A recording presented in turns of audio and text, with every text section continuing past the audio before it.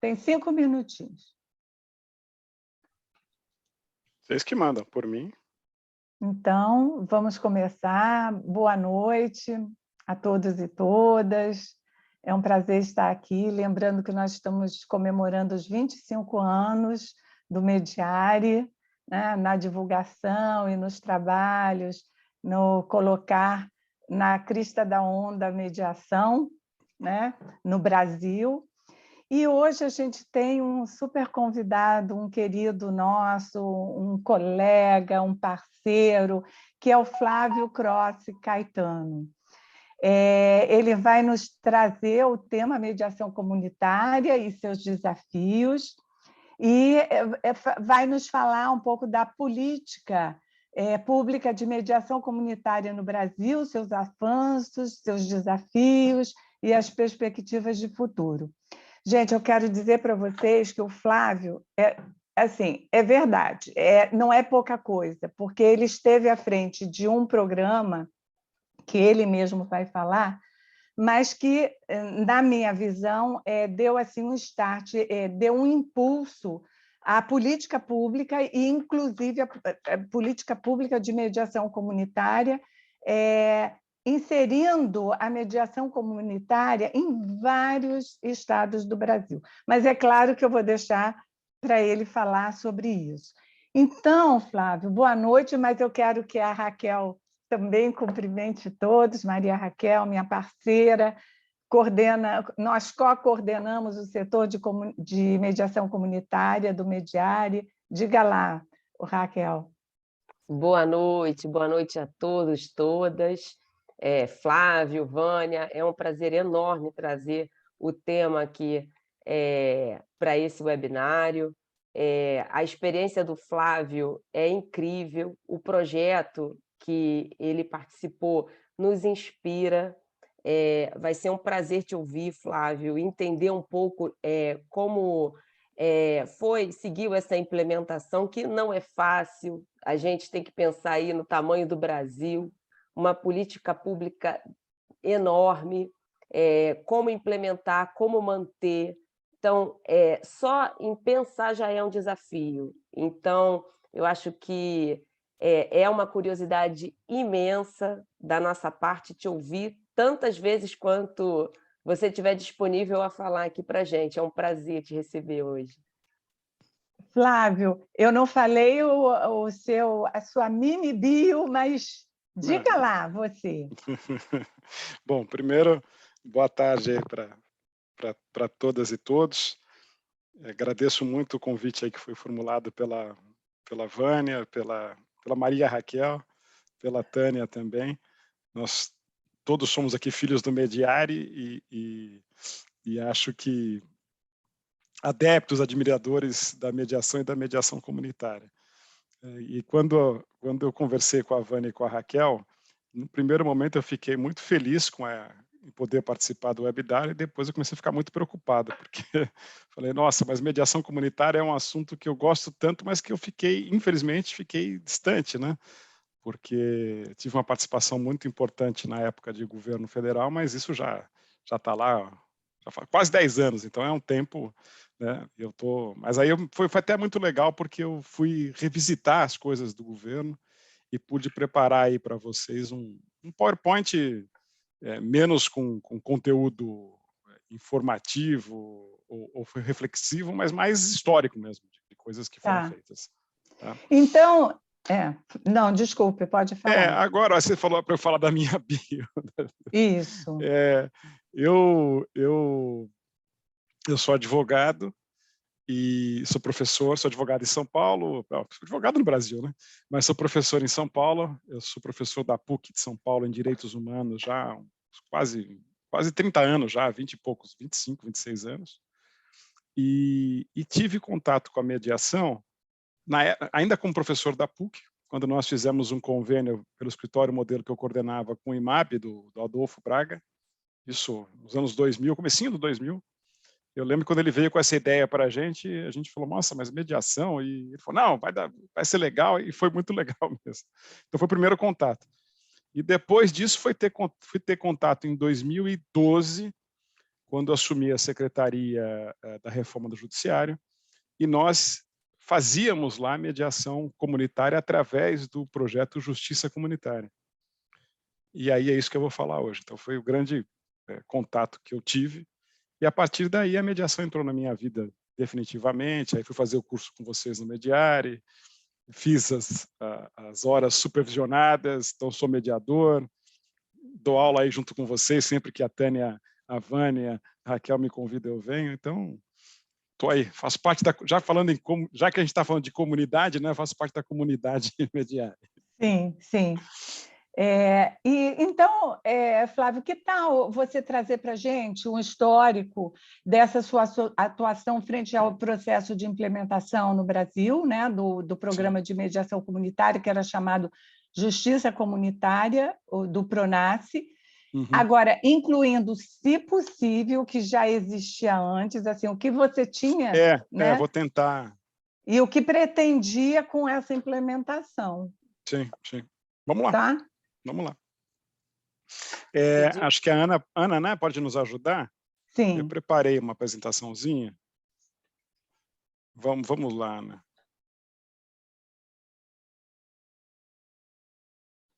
Pode ser a próxima, por favor.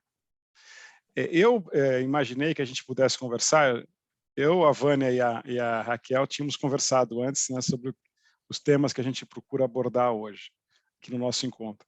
Então, eu separei e a gente vai conversando e vai perguntando. Acho que é mais fácil assim. Eu vou apresentando na medida do que a gente converse, né? Então, aqui, o que eu pensei em falar com vocês? Primeiro, da origem mesmo, isso vem lá do PRONASSE. Depois, houve uma segunda etapa, que é a etapa de... Bom, a partir do momento que existe um programa maior, né, que é o PRONASSE, como que a mediação comunitária vai se capilarizar e vai se reproduzir.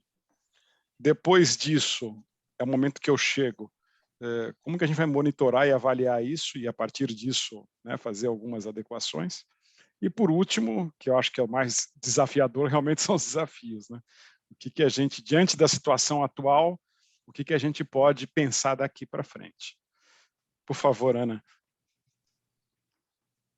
A primeira parte, então a primeira etapa é essa do PRONASSE, né? O PRONASSE ele foi formulado, e depois de formulado ele vem a ser... Bom, primeiro, o momento disso, isso é 2007, é o segundo governo do ex-presidente Lula, o ministro da Justiça era o Tarso Genro. O que se discutia muito naquele momento, que se a gente for olhar, infelizmente, continua sendo atual, né? Então nós estamos falando de 15 anos atrás, era o problema da violência endêmica no Brasil, e uma violência que, além de ser endêmica, tinha como os principais vítimas a população jovem e negra brasileira e periférica. Então, a ideia do PRONASSE era fazer um programa nacional de segurança pública, mas com cidadania. É aí que a mediação comunitária, a justiça comunitária acabou entrando. Então, a primeira fase foi uma fase interna, né, de formulação, de que seria a ideia desse programa, os recursos que seriam dispensados para isso, e depois transformado numa lei, porque a partir da lei se previu uma série acho que de mecanismos e de sistemas de gestão do PRONASSE. Acho que o grande avanço assim, do PRONASSE naquele momento era esse.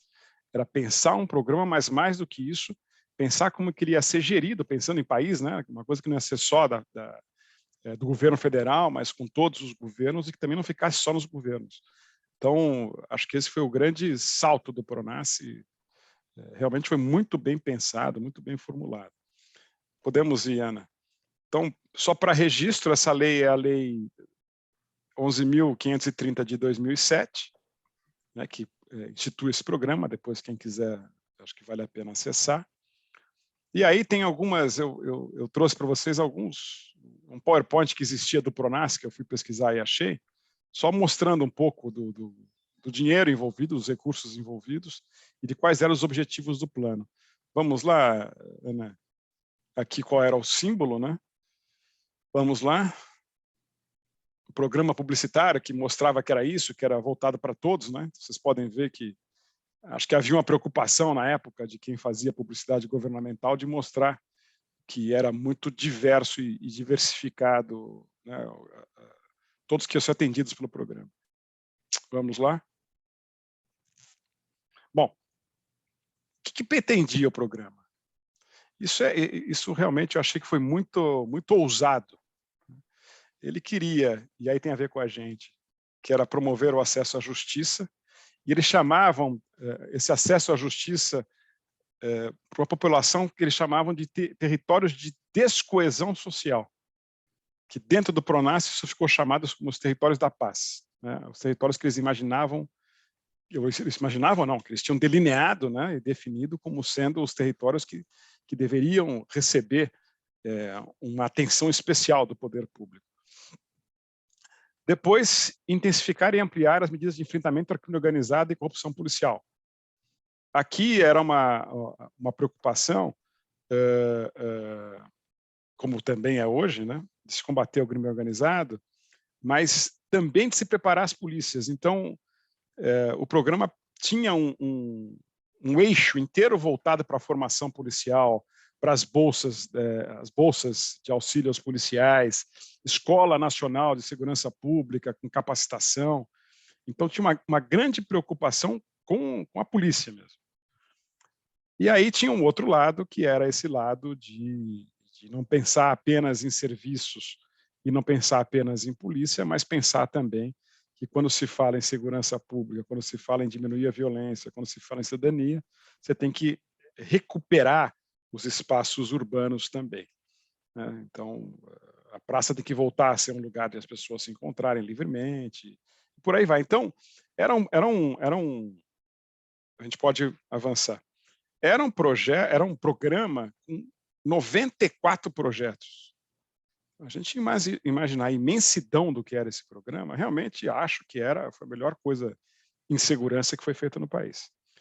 E aí a gente vai olhar os valores, eram valores elevadíssimos, quase 7 bilhões. Era um momento que a economia, não se pode dizer que era aquela maravilha, porque a gente estava aqui exatamente no crash de 2008. Claro que o Brasil sofreu um pouco mais, né, um pouco depois, mas mesmo assim, os valores envolvidos, eu lembro de se comentar, à época, que dobrava o orçamento do Ministério da Justiça, ou seja, houve uma decisão governamental, né, do governo federal de então, com o apoio do Congresso, porque isso virou uma lei, de que este tema era essencial à República, né? E sendo essencial à República, recursos tinham que ser destinados para isso. E recursos de vulto. Tá? Então, isto aqui mostra, naquele momento, compromisso do governo e do Congresso para que esse programa fosse instituído e avançasse. Podemos ir, Ana? E aí é dentro disso, né, que ingressa a justiça comunitária. Então tem lá um primeiro parágrafo, isso eu retirei de uma cartilha do PRONASSE, né, dizendo exatamente desses eixos, né? Havia uma preocupação também com a reestruturação do sistema penitenciário, aliás, a preocupação que continua até hoje, né? As nossas cadeias são lugares que não servem para aquilo que se prestam, são verdadeiras masmorras medievais, além de serem um custo elevadíssimo, né? Então também havia essa preocupação no PRONASSE. E como envolver a comunidade na prevenção à violência. Então, dentre os vários projetos lá pensados, como os Territórios da Paz, as Mães da Paz, o Protejo, um deles já estava especificado no PRONASSE, era a formação de núcleos de justiça comunitária. Então, naquele momento, a ideia era implementar 20 núcleos, né, com a capacitação das lideranças da comunidade, comunitárias, e se pensava ali nessa atuação que envolvesse os governos estaduais, as justiças estaduais e a Secretaria de Direitos Humanos também. Quer dizer, embora fosse um programa colocado no Ministério da Justiça, ele previa essa interdisciplinariedade entre os ministérios do governo, e aqui essa relação com a Secretaria de Direitos Humanos, que tinha status de ministério, mas, de outro lado, também como que se liga com a federação e com os outros poderes, né? Então, os governos estaduais e os tribunais, e Ministério Público e por aí vai. Essa aqui era a meta na época, 20 núcleos, e realizar aí até 375 mil atendimentos. Vamos lá? Bom, neste momento que se realmente se investe com peso, né? Eu vou falar mediação comunitária, mas saibam que mediação é que o termo justiça comunitária foi muito cunhado pela Gláucia Foley, nossa professora também da Mediare, né? nossa colega e professora aí. Ela esteve aqui num webinário também. A Gláucia é quem sabe do assunto, né? Ela que é a mãe de tudo isso aqui, ela que trouxe e deu, acho que, o grande passo inicial, né, no DF. Então, eu vou usar mediação e justiça, mas como se fossem sinônimos. Tá? Mas a ideia era essa, como que nós poderíamos, naquele momento, né, então, conseguir que ele fosse levado, que o projeto fosse levado para mais lugares, né, para mais localidades, e como reproduzir esse modelo. Vamos adiante? Nesse momento, eu não estou no governo, tá, Vânia, Raquel, pessoal que está participando aqui do webinar. Eu não fazia parte do governo. Essa era a gestão do Tarso, depois do outro ministro, que foi Luiz Paulo. Então, eu consegui resgatar um material que existia lá, que era um material explicando o que era a ideia da justiça comunitária, né? Ainda numa fase inicial dentro do governo. E depois, acho que tem mais uma publicação, por favor, Ana, que é uma coisa aí já mais uma cartilha mesmo, voltada para os agentes comunitários, né, para os agentes de mediação, para capacitá-los. Vamos lá? Eu chego nesse momento em que já foi dado o pontapé inicial do PRONAS, governo Dilma descontinuou o PRONAS, o governo Dilma, bom a gente tentar lembrar, o primeiro governo dela, ela começa o governo em 2011, e nós tínhamos 2 datas, pelo menos uma data era prevista, né, diretamente com ela, a segunda não tanto, mas a primeira era, que ela tinha os Jogos, ela tinha,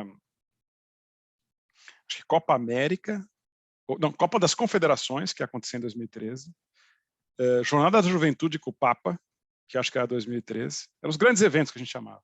Copa em 2014, a Olimpíadas era 2016, ela não podia prever se ela está no governo ou não, mas já tinha que ter feito muita coisa. Então, grande preocupação do governo da Dilma era de alocar recursos para tudo aquilo que deveria ser feito em relação à Copa do Mundo, inclusive no quesito segurança e violência. Então, muito daquilo que antes era previsto para o PRONAS teve que ser meio que deslocado, né, para aquilo que se pensava na Copa do Mundo. Então, o PRONAS, enquanto PRONAS deixa de existir, passa a existir um programa de enfrentamento à violência chamado Brasil Mais Seguro, e aí que nós vamos entrar com a justiça comunitária, e vários desses projetos acabam ficando pulverizados, né? Não no guarda-chuva como existia antes, que era o guarda-chuva PRONAS. Então, quando eu entro com essa preocupação, né? A gente vai ver aí qual era o nosso... Deixa eu ver se é a próxima, por favor, Cláudia. Quando eu entro, o que a gente tem que fazer? Primeiro, vamos avaliar, né? Porque nós temos um projeto que já vinha sendo feito, já estava sendo feito, que nós víamos assim com muito bons olhos como aquilo que deveria ser talvez o principal projeto, não só da Secretaria, mas até do Ministério da Justiça, né? Sempre achamos que a justiça comunitária ou a mediação comunitária tinha que ser carro-chefe. E aí, quando se faz política pública, acho que eu não canso de falar isso, primeiro eu quero abrir o coração aqui porque eu nunca tinha trabalhado em governo. E trabalhar no governo federal, né, você imagina que tem uma estrutura maravilhosa, que você vai aprender as coisas. Ninguém te ensina nada de política pública. Zero. Você chega, bom, Prazer, você é o secretário, toca em frente. Você não sabe nada de orçamento, não sabe nada de programa, não sabe nada de projeto, não sabe nada como se faz uma política pública e mais. Ninguém vai te dizer. Então, eu tive que aprender na marra. E aí eu aprendi na marra que a política pública sempre vai ter 5 etapas. E aí, quando você vai ver, não é só na política pública, não, na vida também, que a gente faz os mesmos caminhos. A gente sempre tem que partir de um diagnóstico. Né? Sempre vai ser isso. Primeiro, bom, qual é o problema? Segundo, debater ou dialogar sobre esse diagnóstico com todos os envolvidos. Aliás, a primeira fase e a segunda, diálogo e diagnóstico, às vezes se misturam, né? Porque você faz um prévio diagnóstico sozinho, depois você chama todo mundo e faz um segundo, mas é diagnóstico, diálogo. A partir do diagnóstico e diálogo, a gente vai produzir alguma coisa. Então, se a gente quer fazer um programa, vai ser o programa. Se quer fazer um projeto, é projeto. Se quer fazer um projeto de lei, é projeto de lei. Ou seja, vai ter uma formulação a partir disso. Depois da formulação, tem a parte que é de concretização, tem que ir a campo. E a quinta etapa é monitoramento e avaliação.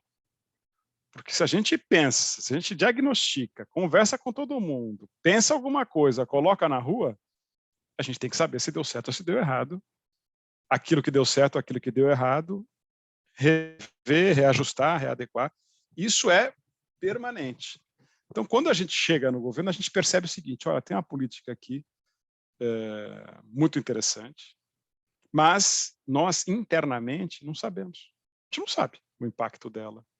A gente não sabe se está funcionando, se não está funcionando, como que as coisas estão, o que a gente pode melhorar.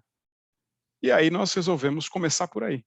Então, nós abrimos uma licitação, contratamos um instituto, o ISER, que já tinha feito mediação comunitária no Rio de Janeiro, e fez essa avaliação no Brasil. Né? E aí foi muito, muito importante, porque isso nos deu o caminho seguinte, né? Como sair daqui em diante, sabendo que os nossos recursos não seriam os mesmos do passado, mas que a gente queria levar isso à frente e cada vez pulverizar mais. Pode passar, por favor, Ana? Aí nós fizemos esse plano, gente. É um plano de acesso à justiça, em que um dos pontos é a justiça comunitária.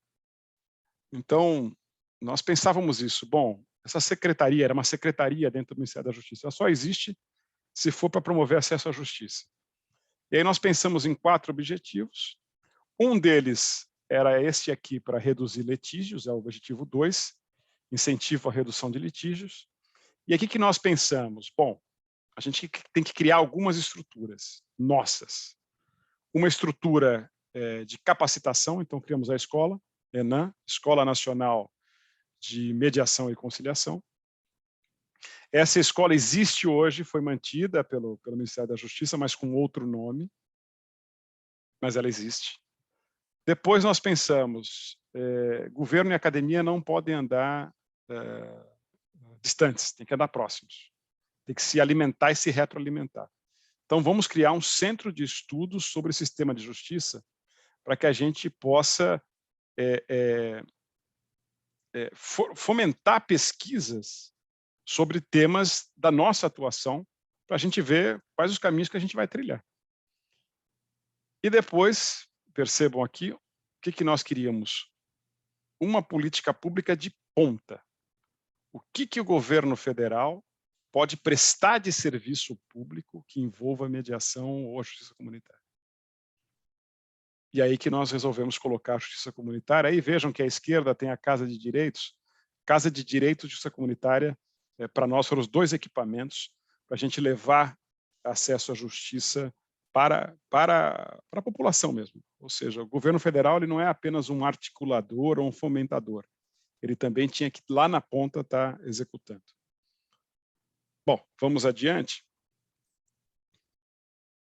E aí, a partir daquele diagnóstico, desculpem aí, mas eu só tenho esse, está desse jeito. Eu não tenho nem o texto, só tenho a capa. Nós formulamos 3, o que nós percebemos da avaliação que foi feita? Que a gente precisava uniformizar as coisas no Brasil. Tinha núcleo de justiça comunitária na justiça, tinha núcleo no Ministério Público, tinha núcleo que era na prefeitura, tinha núcleo que era na defensoria, tinha núcleo que era no governo. e a capacitação não era homogênea, e também os programas também diferiam muito entre eles. E nós pensamos, bom, se isso... Nós pensamos não, a avaliação mostrou isso. Isso é um problema. Quando não há uma uniformidade, você pode... Aliás, eu tenho que abrir um parênteses aqui. Não foi só apenas esse aqui, não. Esse trabalho feito pelo ISER. Esse trabalho aqui, feito pelo Mediare, né, em conjunto com o SESESC, né, com a Bárbara, com a Silvia, com a Vânia, com a Raquel, com a Eva, com um monte mais com o Vanderlei, né, um monte mais de gente legal aí do Mediare, mostra exatamente isso. Esse trabalho acho que é o melhor que existe sobre mediação comunitária. Esse trabalho de vocês mostra exatamente isso. Essa falta de padronização. Isso é um problema. Então, o que nós fizemos? Bom, esse aqui é o que está escrito aí? Orientações... acho que é isso. Orientações... Não, diretrizes nacionais do programa. Então, aqui era isso. A gente tem que estabelecer o que são essas diretrizes para levar adiante. Pode passar, Ana, por favor. O segundo volume era como implementar. Então, a implementação do núcleo de justiça comunitária. Era o passo a passo. E o terceiro, capacitação dos agentes da equipe multidisciplinar. Qual que era a grande reclamação que a gente recebia? E com razão, tá?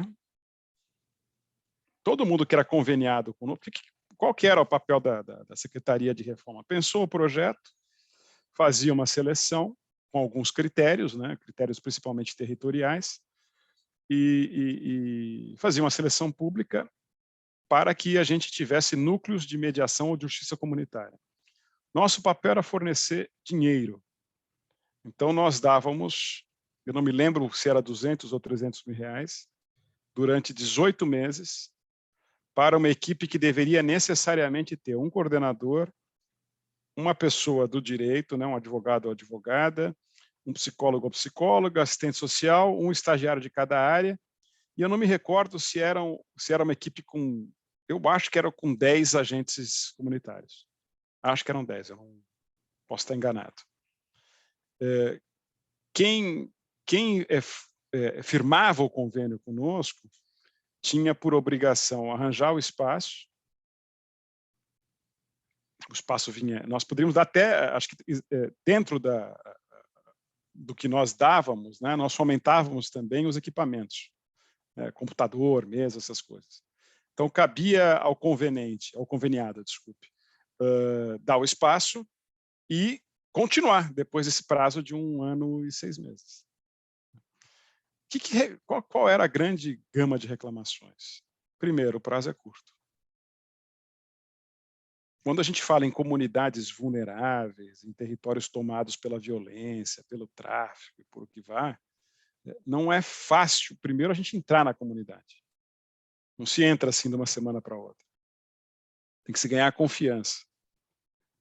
Segundo, depois de se ganhar a confiança, até se achar um local onde vai se instalar esse núcleo, também é um outro prazo mal mensurado no nosso projeto, né, padrão.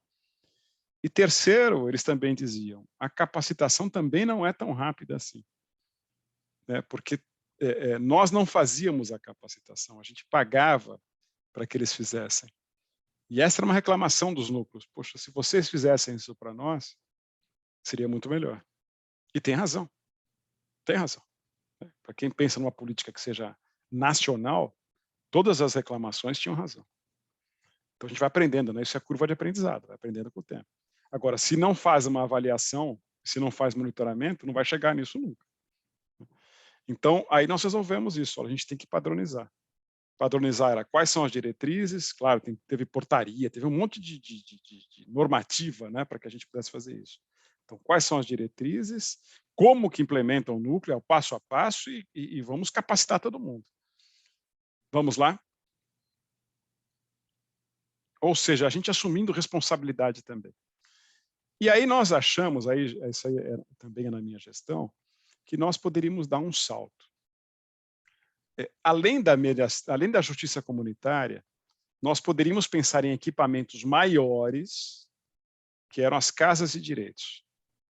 As casas de direitos, elas teriam obrigatoriamente a mediação comunitária ou a justiça comunitária, mas iria além disso. Ela também serviria para outros serviços públicos de interesse da comunidade.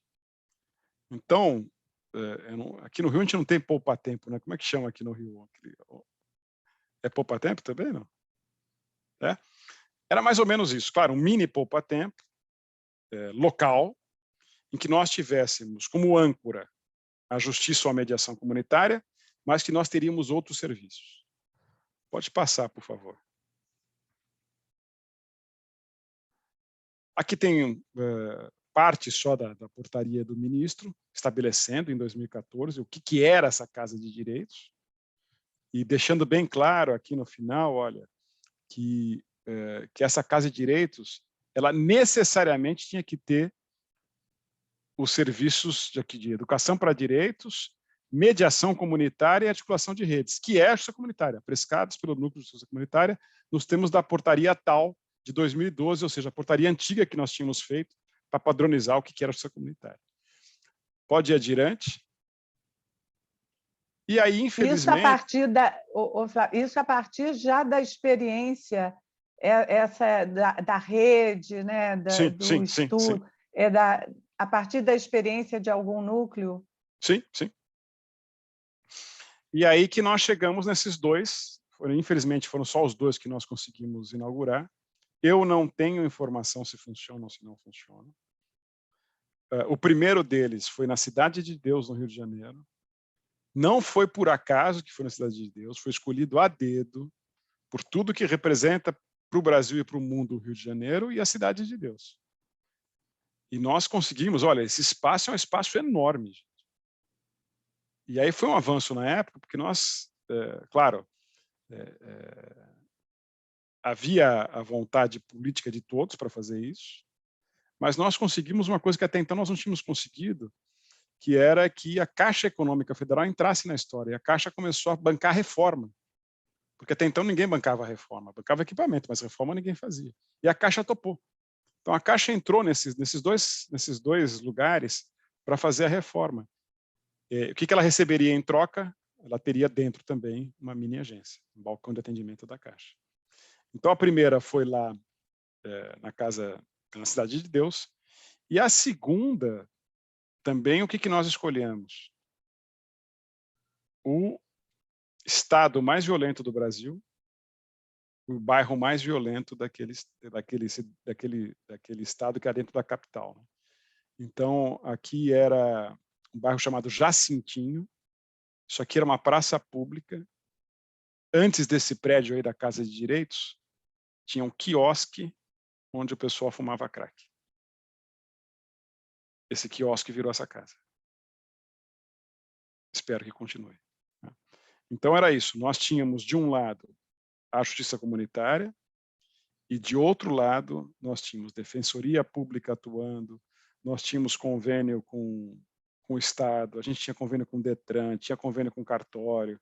Então, para cada local, se fazia um mapeamento de quais eram os serviços necessários e nós buscávamos, junto com o conselho gestor de cada casa, todo mundo que poderia prestar serviços públicos ali.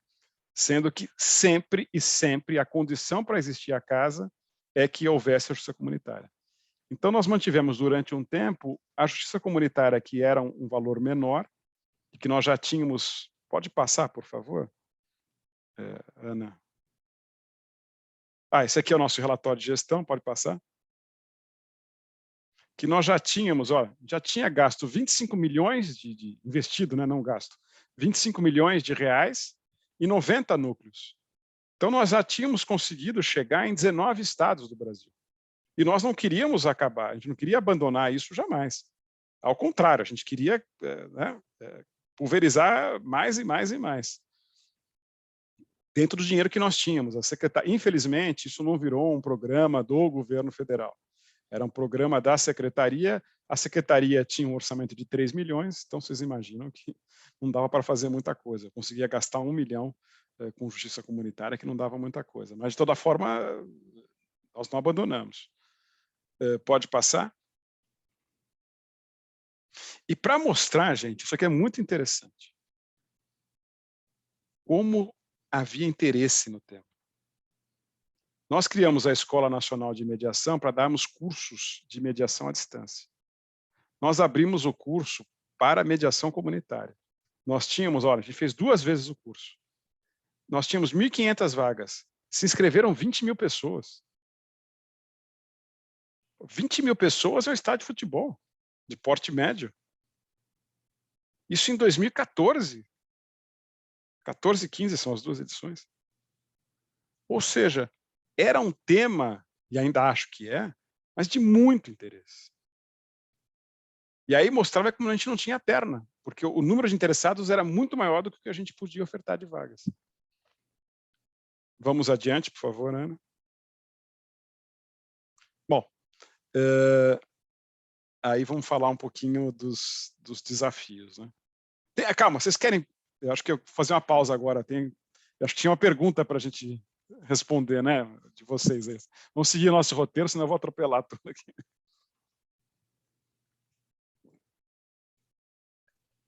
Tá tão bom te ouvir, Flávio, que eu fico até com pena de interromper.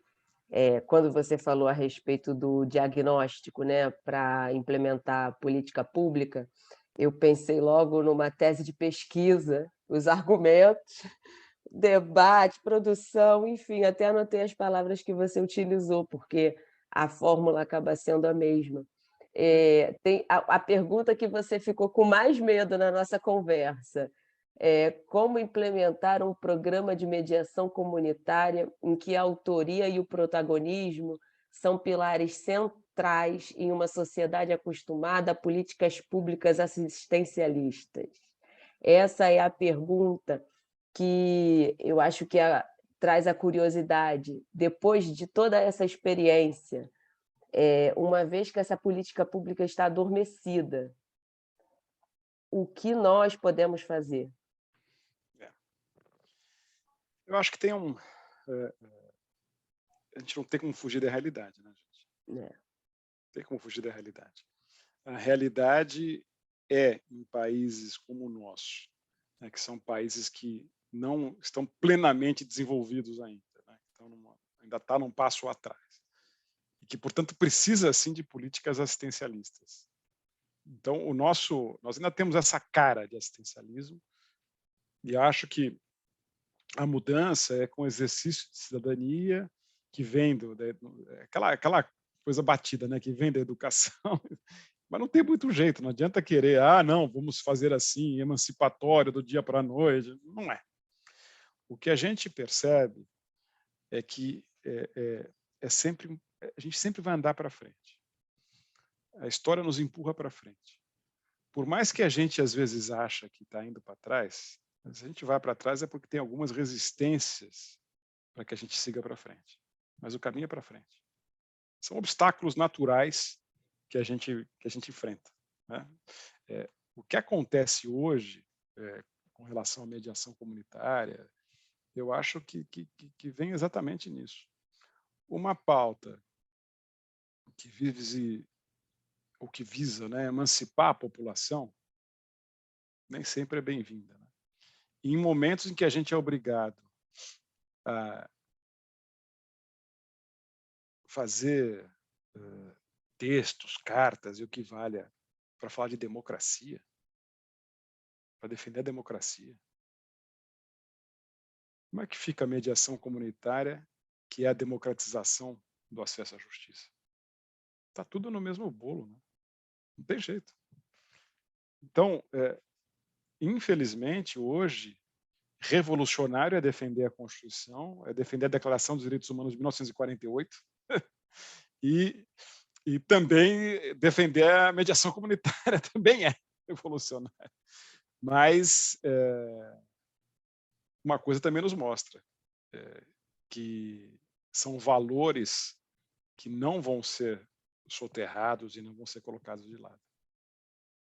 Então, eu acho que em relação a isso, em relação mas é uma política, como fazer e não ser clientelista ou assistencialista, não tem jeito, o único jeito é fazer. É fazer a partir de, tendo bem clara que as diretrizes do programa ou do projeto devem ser essas de exercício de cidadania, de pedagogia de direitos, de formação, mas, e aí é o que eu quero falar nos desafios, né? Não de forma voluntária, de forma mambembe, de forma pouco profissional, porque aí, né, a gente não vai avançar. E acho que esse é um dos gargalos, né, do que era feito e que a gente precisaria mudar. Acho que a Vânia quer falar alguma coisa antes de eu ir para os desafios. Nessa esteira, eu não sei se estaria dentro dos desafios, senão eu aguardo, mas, de qualquer maneira, eu pensei na questão dos voluntários, né? Sim, mas... do voluntariado, como é que fica isso? A gente tem alguma experiência aqui no Vidigal, como é difícil você manter também os voluntários, mas a gente sabe do trabalho que também está escrito num dos anuários nossos do Mediário, do Grupo do Ceará, que eles mantêm, mas também tem uma rotatividade grande. Então, quando você puder falar sobre isso, né, esse trabalho voluntário, como é que fica, entende? Enfim, trazer um pouco para a gente. Vamos lá, então vamos para os desafios, que eu vou falar um pouco disso, aí depois sobra um tempo para a gente conversar, né? Senão eu vou ficar falando sozinho aqui. A gente faz 2 ou 3 perguntas, se mais alguém quiser participar. Né? Vamos lá, por favor, Ana, a próxima. Eu só fiz essa lâmina sobre desafios. Acho que são 7, podem ser mais, menos acho difícil. Mas eu entendo o seguinte, é uma retomada e não um recomeço. Tá? Porque a gente fala em recomeço, parece que a gente começa do zero. A gente não vai começar do zero quando isso for levado adiante. Não se perdeu tudo que foi feito. Acho que e a Vânia sempre lembra bem lá do Ministério Público do Ceará, que é o caso do Landim, né? Acho que ainda é promotor Landim, não sei se é ele, mas além do Ceará, tinha lá em Minas uma coisa muito bem feita, uma experiência excelente, tem o TJDF, tinha no Mato Grosso.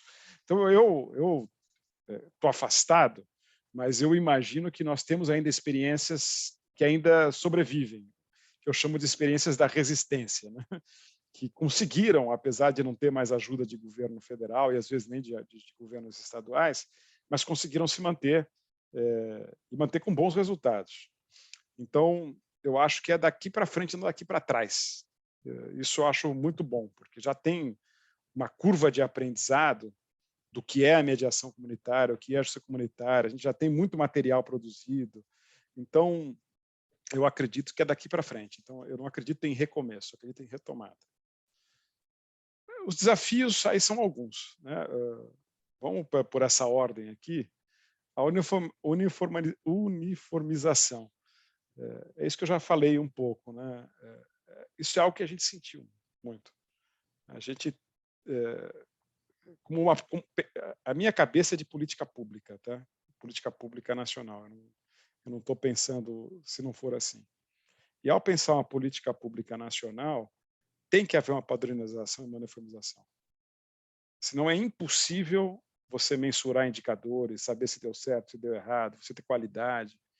E acho que quem presta um serviço público tem que estar muito preocupado com a qualidade e com a padronização. Porque não é correto que alguém no Rio receba um serviço de melhor qualidade de alguém do Acre. Brasileiro, onde quer que estejam, tem que ter uma mediação comunitária da mesma qualidade. E os agentes comunitários, os agentes mediadores também, onde quer que estejam, tenham que receber a mesma formação, a mesma capacitação. Então, me parece que isso aqui é fundamental e tem que ser implementado. Isso não foi implementado, não chegou a ser implementado. Chegou a ser iniciado, mas implementado, não. Então, acho que esse é um desafio. Não dá para se retomar uma política pública sem ter isso como pilar. O segundo é rever os prazos e parceiros. Muita gente dizia isso, que o prazo era pouco. Se a ideia de projeto é, de novo, de repasse federal para fomentar, tem que rever, os prazos têm que ser maiores e tem que pensar como vão ser os parceiros.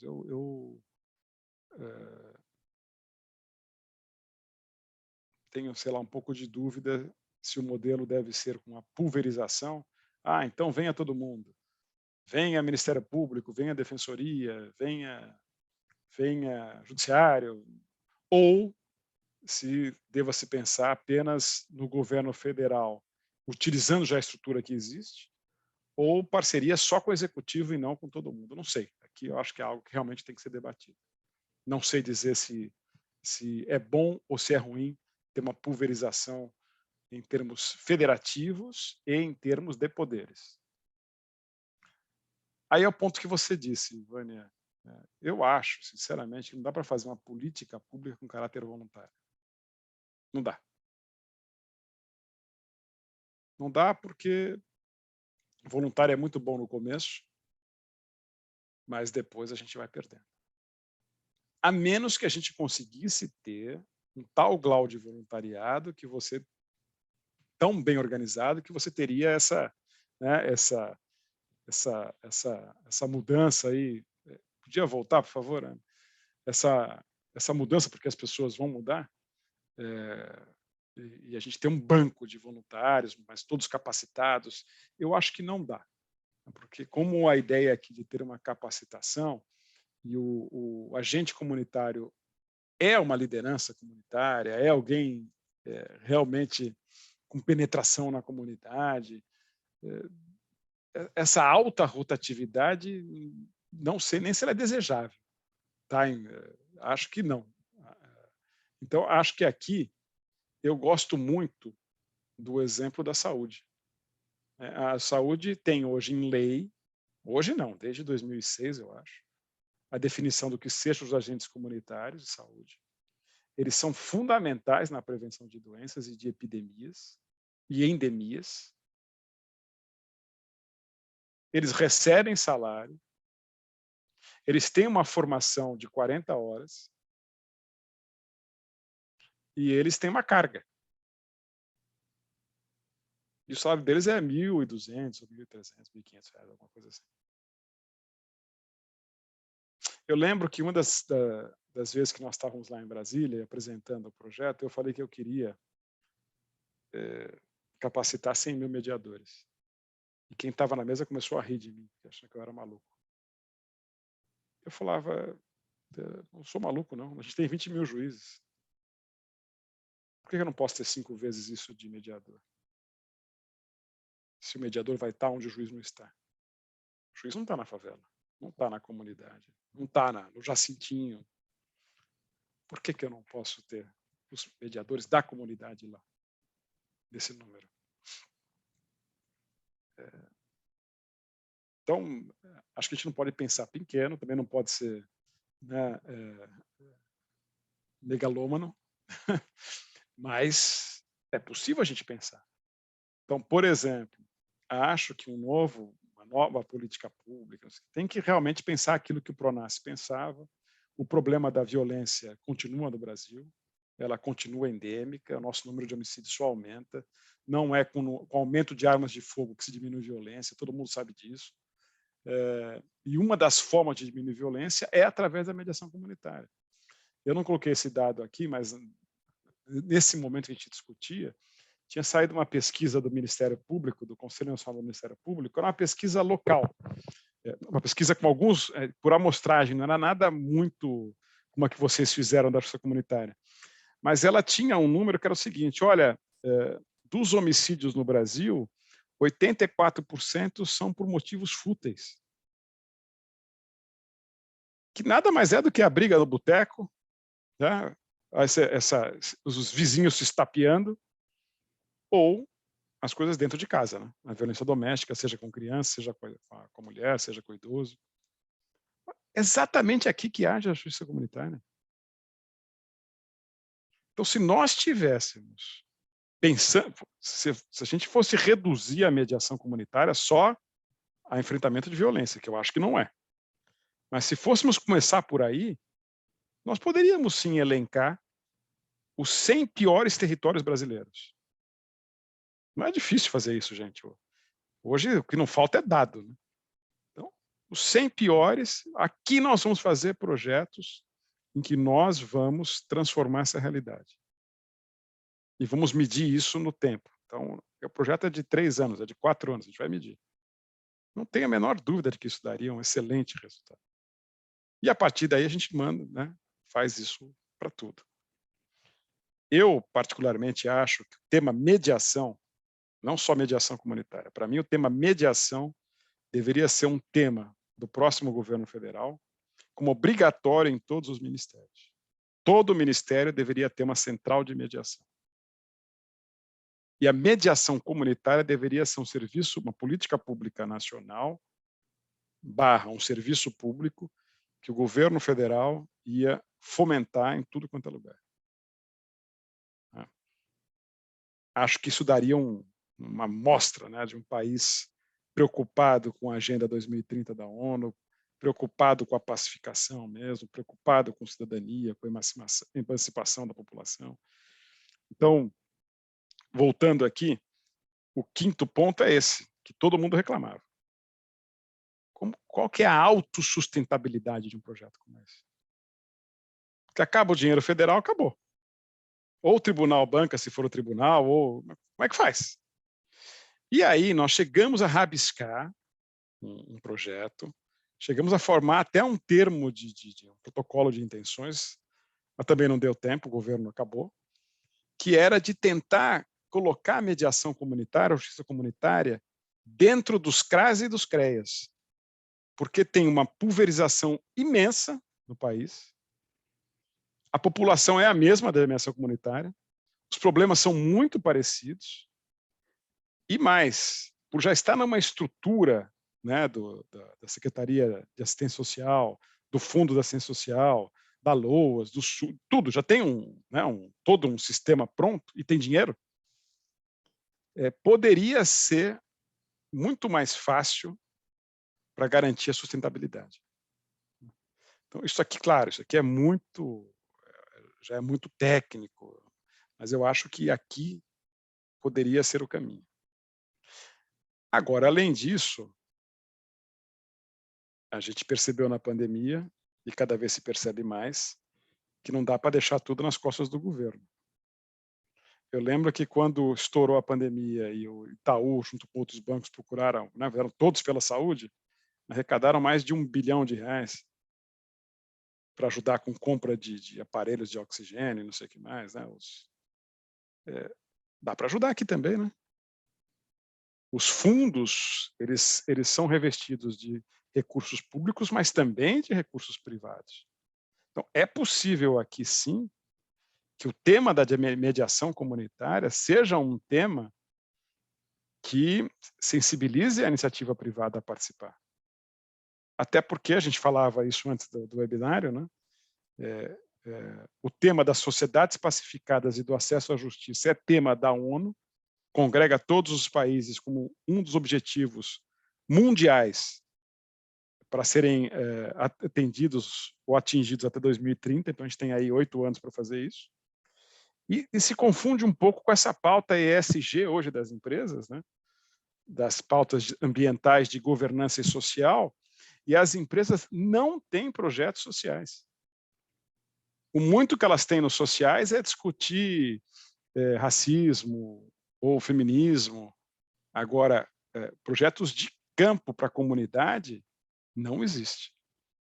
Então, aqui seria também um espaço, acho que aqui é uma janela de oportunidade, tá, para o tema. E, por último, nós também começamos, mas não tivemos perna, mas chegamos a rabiscar com a ONB na época isso, criar um software que estabelecesse uma rede nacional de atendimento e de indicadores, para que a gente soubesse em qualquer núcleo de mediação comunitária o que está acontecendo no Brasil inteiro. A pessoa está atendendo, né, lá na Bahia, está sabendo, mas esse cara, mas tem ali em Porto Alegre também fazendo tal coisa. Isso não existe, gente. E não é difícil de criar. A gente pensava na época de criar uma rede social específica da justiça comunitária. Nem sei se hoje seria viável, se valeria a pena pensar nisso hoje, mas na época a gente pensava nisso.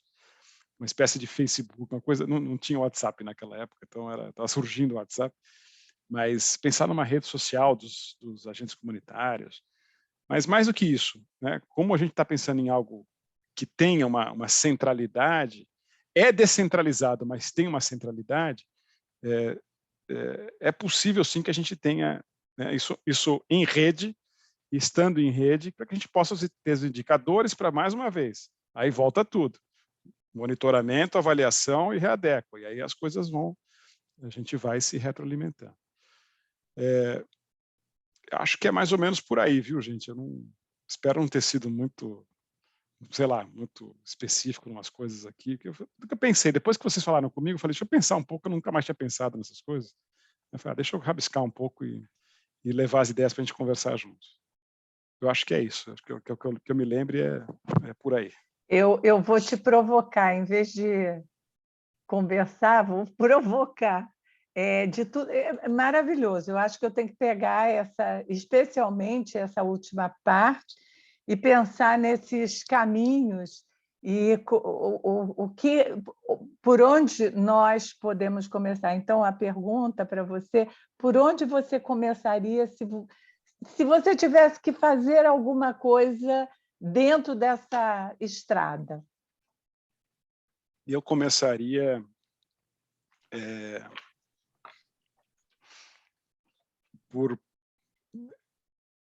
voltando a demarcar aquilo que eles chamaram na época de territórios vulneráveis, que deveriam ser territórios da paz.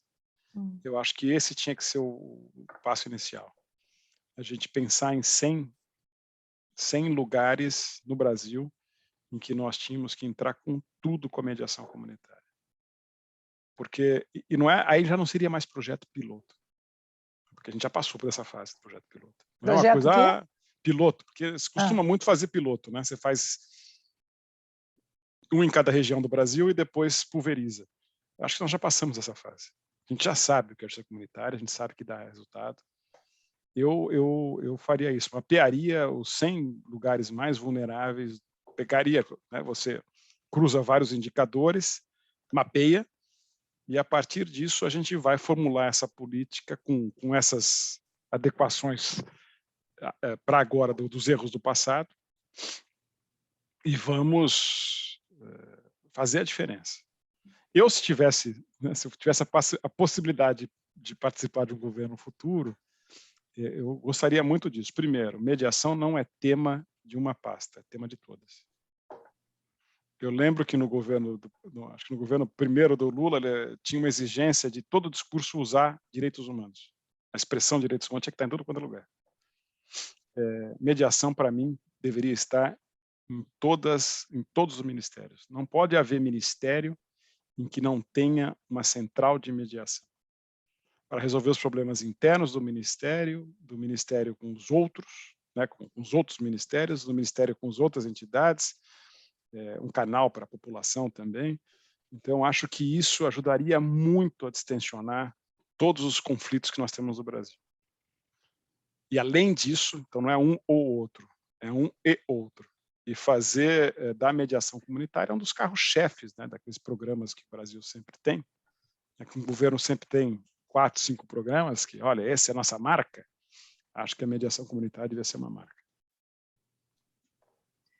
Maravilha. Até porque o Brasil precisa, né? Se a gente estivesse falando de outro país, mas o Brasil precisa. É um país que tem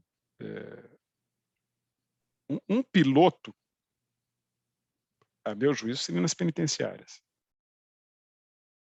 Porque não é possível um país que tenha o problema que o Brasil tem nas penitenciárias, de todas elas serem tomadas pelo crime organizado e o Estado organizar o crime organizado. É isso que faz, né? Hoje o Estado, nos seus estabelecimentos, paga para ter gente para cometer crimes. É um negócio... E não é tão difícil de organizar, afinal de contas está todo mundo fechado, né? Não é que está todo mundo fechado. Então, se nós trabalhássemos com uma mediação nas penitenciárias, o Estado voltando a retomar, né, a administração da coisa, também seria uma coisa que a gente daria exemplo. Ok. Raquel? ouvindo principalmente o último card com os desafios e pensando nas janelas de oportunidade, tudo que você falou a respeito do que já tem organizado, com os agentes comunitários de saúde, nas próprias penitenciárias agora, as possibilidades que as escolas podem também, Cada vez fornecer mais, né, como Raquel? base. Então, realmente, a gente talvez até formar esse elo com a iniciativa privada, né, porque existem as organizações, bancos ou não, fomentando toda esse exercício, né, de desenvolvimento sustentável, e eu acho que é uma coisa que a gente pode pensar com certeza, em recomeço, em projeto piloto, que não seja nacional, que de repente comece no Sim, município sim, que, sim. né, e eu acho que foi ótimo, Flávio, te ouvir. Essa experiência é uma experiência incrível. Eu Fico vejo, desculpa, Não, não, pode falar. eu vejo o seguinte, pegando um pouco o gancho que você está falando, da minha cabeça, eu não sou mais gestor público, né? Então, eu estive gestor público, então eu ainda estou contaminado, embora já há muito tempo, mas eu fiquei meio contaminado por essa cabeça de política pública. Mas tirando a política pública, eu acho que nós temos condição, sim, como sociedade civil, de buscar criar um movimento como existe, né? Mas seria hoje tem a mediação para todos, não é esse? É, Mas seria ao contrário, seria todos pela mediação. E aí a gente buscar através do todos pela mediação, assim como foi o todos pela saúde, como é o todos pela educação, aí buscar, aí acho que tem espaço para isso, Raquel. Buscar um grupo de empresas que queiram fazer a diferença e falar, olha, a gente independe de governo, os custos são baixos, não são altos. Os custos são muito baixíssimo. baixos para a importância que tem isso. E aí, por exemplo, para os bancos é muito interessante, né? É muito importante para o banco conseguir entrar numa comunidade que ele não entra, né? É lógico. Os correios também têm muito interesse, por aí vai, serviço de entrega. Então, tem muitas empresas que teriam, né, a Magazine Luiza, por exemplo, tem lugar que não consegue entrar. E por que não bancar projetos como esse em parceria? E aí esquece governo. Eu acho o seguinte, para mim o tema da mediação não vamos ficar, acho que não é papel nosso, eu vou pensar na mediação judicial. Sim, a mediação judicial já existe. Ela está caminhando do jeito dela, não sei se é o melhor, mas está caminhando, já tem minimamente, né, sistematizada.